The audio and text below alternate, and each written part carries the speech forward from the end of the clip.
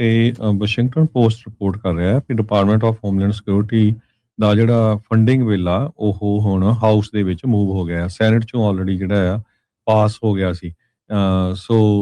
ਅੱਜ ਸਵੇਰੇ ਹੀ ਸੈਨੇਟ ਚੋਂ ਪਾਸ ਕੀਤਾ। ਲਾ ਮੇਕਰਸ ਜਿਹੜੇ ਆ ਉਹਨਾਂ ਦੇ ਉੱਤੇ ਪ੍ਰੈਸ਼ਰ ਬਹੁਤ ਆ, ਕਿਉਂਕਿ ਜਿੰਨੀਆਂ ਲੰਮੀਆਂ ਲਾਈਨਸ ਚੈੱਕ ਪੁਆਇੰਟਸ ਤੇ ਹੈਗੀਆਂ 에ਅਰਪੋਰਟਸ ਦੇ ਉੱਤੇ, ਤੇ ਲੋਕ ਬਹੁਤ ਉਸ ਗੱਲੋਂ ਔਖੇ ਹੈਗੇ ਆ। ਹਾਊਸ ਨੂੰ ਜਿਹੜਾ ਬਿੱਲ ਪਾਸ ਕਰਨਾ ਪਊਗਾ। ਉਸ ਤੋਂ ਬਾਅਦ ਪ੍ਰੈਜ਼ੀਡੈਂਟ ਡੋਨਲਡ ਟਰੰਪ ਹੋਣੀ ਜਿਹੜੇ ਆ ਸਾਈਨ ਕਰਕੇ ਇਸ ਨੂੰ ਲਾ ਦੇ ਵਿੱਚ ਬਣਾਉਣਗੇ। ਹਾਊਸ ਸਪੀਕਰ ਮਾਈਕ ਜੌਨਸਨ ਨੇ ਹਜੇ ਇਹ ਤਾਂ ਨਹੀਂ ਕਿਹਾ ਵੀ ਕਮਿਟਮੈਂਟ ਹੋਊਗੀ ਅੱਜ ਜੋ ਉਹਨਾਂ ਨੇ ਸਟੇਟਮੈਂਟ ਜਾਰੀ ਕੀਤੀ ਆ, ਪਰ ਸੈਨੇਟ ਚੋਂ ਆਲਰੇਡੀ ਪਾਸ ਹੋ ਚੁੱਕਾ ਹੈਗਾ। ਹਾਊਸ ਦੇ ਕੰਜ਼ਰਵੇਟਿਵ ਜੋ ਆ ਉਹ ਕੁਛ ਜਿਹੜੀਆਂ ਚੀਜ਼ਾਂ ਆ ਉਹਨਾਂ ਨੂੰ ਬਲੌਕ ਕਰ ਸਕਦੇ ਹੈਗੇ। ਇਹ ਇਕੱਲਾ ਕਹਿੰਦੇ ਡਿਪਾਰਟਮੈਂਟ ਆਫ ਹੋਮਲੈਂਡ ਸਿਕਿਉਰਿਟੀ ਨੂੰ ਹੀ ਫੰਡਿੰਗ ਹੋਊਗੀ, ਜਿਹੜਾ ਇਮੀਗ੍ਰੇਸ਼ਨ ਵਾਲਾ ਪੋਰਸ਼ਨ ਆ ਉਸ ਨੂੰ ਨਹੀਂ ਹੋਊਗੀ। ਹਾਊਸ ਲੀਡਰਸ ਨੇ ਇੰਡੀਕੇਟ ਕੀਤਾ ਹੈ ਵੀ ਅੱਜ ਸਵੇਰੇ ਪੋਸੀਬਲ ਹੈਗੀਆਂ ਵੀ ਇਸ ਇਸ਼ੂ ਦੇ ਉੱਤੇ ਵੋਟ ਕਾਂਗਰਸ ਦੇ ਵਿੱਚ ਵੀ ਪੈ ਜਾਵੇ। ਸੋ ਸੈਨੇਟ ਵੱਲ ਜਿਹੜਾ ਸੈਨੇਟ ਬਿੱਲ ਆ ਉਹ ਫੰਡ ਕਰੂਗਾ ਟਰਾਂਸਪੋਰਟੇਸ਼ਨ ਸਿਕਿਉਰਿਟੀ ਐਡਮਿਨਿਸਟ੍ਰੇਸ਼ਨ ਨੂੰ, ਤੇ rest of DHS accept ice ਤੇ CBP ਕਸਟਮ ਬਾਰਡਰ ਪੈਟਰੋਲ ਤੇ ਇਮੀਗ੍ਰੇਸ਼ਨ ਕਸਟਮ ਐਨਫੋਰਸਮੈਂਟ। ਉਸ ਤੋਂ ਬਿਨਾਂ DHS ਨੂੰ ਇਹ ਫੰਡ ਕਰੂਗਾ। ਡੈਮੋਕ੍ਰੇਟ ਜਿਹੜੇ ਹੈਗੇ ਆ ਕਾਂਗਰਸ ਦੇ ਵਿੱਚ, ਉਹਨਾਂ ਨੇ ਰਿਫਿਊਜ਼ ਕਰ ਦਿੱਤਾ ਆ ਫੰਡ ਕਰਨ ਦੇ ਲਈ DHS, ਜਦੋਂ ਤੱਕ ਰਿਪਬਲਿਕਨ ਐਗਰੀ ਨਹੀਂ ਕਰਦੇ ਵੀ ਨਵੀਆਂ ਰਿਸਟ੍ਰਿਕਸ਼ਨਸ ਫੈਡਰਲ ਇਮੀਗ੍ਰੇਸ਼ਨ ਏਜੰਟਸ ਦੇ ਉੱਤੇ ਲਾਈਆਂ ਜਾਣ। ਉਹ ਕਿਉਂਕਿ ਦੋ ਜਿਹੜੇ US ਦੇ ਸਿਟੀਜ਼ਨ ਆ ਉਹਨਾਂ ਦੀ ਇਮੀਗ੍ਰੇਸ਼ਨ ਏਜੰਟਸ ਦੇ ਹੱਥੋਂ ਹੀ ਜਿਹੜੀ ਮੌਤ ਹੋਈ ਸੀ, ਜੇ ਤੋਂ ਬਾਅਦ ਬਹੁਤ ਵੱਡੇ ਪ੍ਰੋਟੈਸਟ ਆ ਉਹ ਮਿਨੇਸੋਟਾ ਤੇ ਹੋਰ ਸ਼ਹਿਰਾਂ ਦੇ ਵਿੱਚ ਵੀ ਹੋਏ ਸੀ।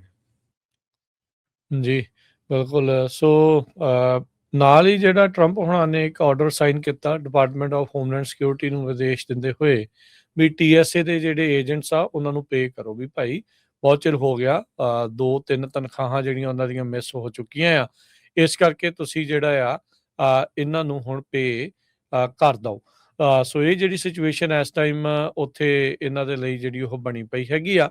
ਤੇ ਹਰਜੋਤ ਸਿੰਘ ਜੀ, ਜੇ ਆਪਾਂ ਇਸ ਦੇ ਵਿੱਚ ਦੇਖਦੇ ਜਾਈਏ, 42 ਦਿਨ ਹੋ ਗਏ ਆ ਫੰਡਿੰਗ ਜਿਹੜੀ ਆ ਉਹ ਲੈਪਸ ਹੋਇਆਂ ਨੂੰ। ਵਿਦਆਊਟ ਪੇ ਇਹ TSA ਦੇ ਏਜੰਟਸ ਆ ਉਹ ਕੰਮ ਕਰ ਰਹੇ ਆ, ਕਿਉਂਕਿ ਇਹਨਾਂ ਦੇ ਵਿੱਚ ਇੱਦਾਂ ਹੁੰਦਾ ਵੀ ਇਹ ਐਸੈਂਸ਼ੀਅਲ ਵਰਕਰਸ ਨੇ, ਇਹਨਾਂ ਦੇ ਕੰਮਕਾਜ ਕੀਤੇ ਬਗੈਰ ਸਰਦਾ ਨਹੀਂ, ਚਾਹੇ ਇਹਨਾਂ ਨੂੰ ਤਨਖਾਹ ਮਿਲੇ ਚਾਹੇ ਨਾ ਮਿਲੇ।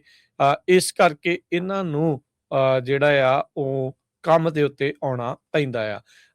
42 ਦਿਨ ਹੁਣ ਤਨਖਾਹ ਨਾ ਮਿਲਣ ਦੇ ਕਰਕੇ, ਫੰਡਿੰਗ ਲੈਪਸ ਹੋਣ ਦੇ ਕਰਕੇ ਕਈ TSA ਦੇ ਏਜੰਟਸ ਛੁੱਟੀ ਤੇ ਚਲੇ ਗਏ, ਕਈ ਜਿਹੜੇ ਆ ਉਹ ਕੰਮ ਛੱਡ ਕੇ ਜਿਹੜੇ ਉਹ ਜਾ ਚੁੱਕੇ ਹੈਗੇ ਆ। ਸੋ ਹੁਣ ਟਰੰਪ ਹੋਣਾ ਨੇ ਐਗਜ਼ੈਕਟਿਵ ਆਰਡਰ ਸਾਈਨ ਕੀਤਾ ਆ ਡਿਪਾਰਟਮੈਂਟ ਆਫ ਹੋਮਲੈਂਡ ਸਿਕਿਉਰਿਟੀ ਨੂੰ ਵੀ ਭਾਈ ਇਹਨਾਂ ਨੂੰ ਜਲਦ ਤੋਂ ਜਲਦ ਜਿਹੜਾ ਉਹ ਪੇ ਕੀਤਾ ਜਿਹੜਾ ਉਹ ਜਾਵੇ। ਪਰ ਜਿੱਦਾਂ ਤੁਸੀਂ ਦੱਸਿਆ, ਆਈਸ ਤੇ CBP ਦੀ ਫੰਡਿੰਗ ਨੂੰ ਰੋਕਦੇ ਹੋਏ ਡੈਮੋਕ੍ਰੇਟਸ TSA ਦੀ ਜਿਹੜੀ ਫੰਡਿੰਗ ਆ, DHS ਦੀ ਬਾਕੀ ਫੰਡਿੰਗ ਆ, ਉਸ ਦੇ ਲਈ ਜਿਹੜਾ ਉਹ ਮਨ ਜਿਹੜੇ ਹੋ ਰਹੇ ਆ। ਸੈਨੇਟ ਦੇ ਜਿਹੜੇ ਮਿਨੋਰਟੀ ਲੀਡਰ ਚੱਕ ਸ਼ੂਮਰ ਆ, ਉਹ ਕਹਿੰਦੇ ਵੀ ਇਹ ਤਾਂ ਆਪਾਂ 3 ਹਫ਼ਤੇ ਪਹਿਲਾਂ ਵੀ ਕਰ ਸਕਦੇ ਸੀਗੇ। This is exactly what we wanted, ਵੀ ਇਹੀ ਚੀਜ਼ ਆਪਾਂ ਚਾਹੁੰਦੇ ਸੀਗੇ, ਆਈਸ ਤੇ CBP ਦੀ ਫੰਡਿੰਗ ਬੰਦ ਹੋਵੇ ਤੇ ਬਾਕੀਆਂ ਨੂੰ ਜਿਹੜਾ ਅਸੀਂ ਫੰਡ ਕਰ ਦਿੰਨੇ ਆ। ਪਰ ਜਿਹੜੇ ਉਹ ਨਹੀਂ ਮੰਨੇ। ਸੈਨੇਟ ਦੇ ਜਿਹੜੇ ਮੈਜੋਰਟੀ ਲੀਡਰ ਜੌਨ ਥੂਨ, ਉਹਨਾਂ ਨੇ ਜਿਹੜਾ ਉਹ ਕਿਹਾ ਵੀ, ਕਹਿੰਦੇ ਵੀ ਆਪਾਂ ਸੋਚਦੇ ਆ ਵੀ ਜਿਹੜੀ ਸਰਕਾਰ ਆ ਉਹ ਇਸ ਤਰੀਕੇ ਦੇ ਨਾਲ ਹੁਣ ਚੱਲ ਸਕੇ, ਓਪਨ ਅਪ ਹੋਵੇ, ਤੇ ਫਿਰ ਉਸ ਤੋਂ ਬਾਅਦ ਅੱਗੇ ਜਿਹੜਾ ਉਹ ਆਪਾਂ ਇਸ ਦੇ ਵਿੱਚ ਦੇਖਾਂਗੇ। ਜਿਹੜੇ ਚੱਕ ਸ਼ੂਮਰ ਆ ਉਹਨਾਂ ਨੇ ਵੋਟ ਤੋਂ ਬਾਅਦ ਦੇ ਵਿੱਚ ਕਿਹਾ ਵੀ, ਕਹਿੰਦੇ ਵੀ ਜਿਹੜੇ ਰਿਨੇ ਗੁੱਡ ਤੇ ਐਲੈਕਸ ਪ੍ਰੈਟੀ ਦੇ ਮਰਡਰ ਹੋਏ ਆ ਤੇ ਸੈਨੇਟ ਡੈਮੋਕ੍ਰੇਟਸ ਕਹਿੰਦੇ ਵੀ ਕਲੀਅਰ ਸੀਗੇ ਵੀ ਕੋਈ ਵੀ ਜਿਹੜਾ ਬਲੈਂਕ ਚੈੱਕ ਆ ਜਿਹੜੇ ਲਾਅਲੈਸ ਆਈਸ ਤੇ ਬਾਰਡਰ ਪੈਟਰੋਲ ਵਾਲੇ ਆ ਉਹਨਾਂ ਦੇ ਲਈ ਅਸੀਂ ਨਹੀਂ ਦੇਵਾਂਗੇ। ਤੇ ਸੋ ਕਹਿੰਦੇ ਵੀ ਲੌਂਗ ਓਵਰਡਿਊ ਐਗਰੀਮੈਂਟਸ। ਇਹ ਵੀ ਦੱਸਦੇ ਜਾਈਏ, ਇਦਾਂ ਦੇ ਕਈ ਜਿਹੜੇ ਬਿੱਲ ਡੈਮੋਕ੍ਰੇਟਸ ਨੇ ਹੁਣ ਰੀਸੈਂਟਲੀ ਸ਼ਟਡਾਊਨ ਦੇ ਦਰਮਿਆਨ, ਜਿਸ ਵਿੱਚ TSA ਏਜੰਟਸ ਦੀ ਫੰਡਿੰਗ ਕਰ ਦਿੱਤੀ ਜਾਵੇ, ਉਹ ਉਹਨਾਂ ਨੇ ਅੱਗੇ ਲਾਏ ਆ, ਤੇ ਰਿਪਬਲਿਕਨਸ ਨੇ ਹਰ ਵਾਰੀ ਉਹਨਾਂ ਬਿੱਲਾਂ ਦੇ ਉਲਟ ਜਿਹੜੀ ਉਹ ਵੋਟ ਪਾਈ ਆ। ਸੋ ਪਰ ਇਵੈਂਚੁਅਲੀ ਹੁਣ ਰਿਪਬਲਿਕਨਸ ਨੂੰ ਵੀ ਉਹੀ ਗੱਲ ਮੰਨਣੀ ਜਿਹੜੀ ਉਹ ਪੈ ਰਹੀ ਹੈਗੀ ਆ। ਪਿਛਲੀ ਵਾਰ ਜਦੋਂ ਹਰਜੋਤ ਸਿੰਘ ਜੀ ਸ਼ਟਡਾਊਨ ਹੋਇਆ ਸੀਗਾ, ਕਈ ਡੈਮੋਕ੍ਰੇਟ ਕਹਿ ਲਓ ਵੀ ਬਾਕੀ ਜਿੱਦਾਂ ਪਾਰਟੀ ਅੜੀ ਪਈ ਸੀ ਉਹਦੇ ਨਾਲੋਂ ਟੁੱਟ ਕੇ ਉਹਨਾਂ ਨੇ ਰਿਪਬਲਿਕਨਸ ਦੇ ਨਾਲ ਵੋਟ ਪਾ ਕੇ ਗਵਰਨਮੈਂਟ ਟੋਟਲ ਜਿਹੜੀ ਸ਼ਟਡਾਊਨ ਆ ਉਸ ਨੂੰ ਬਚਾ ਲਿਆ ਸੀਗਾ।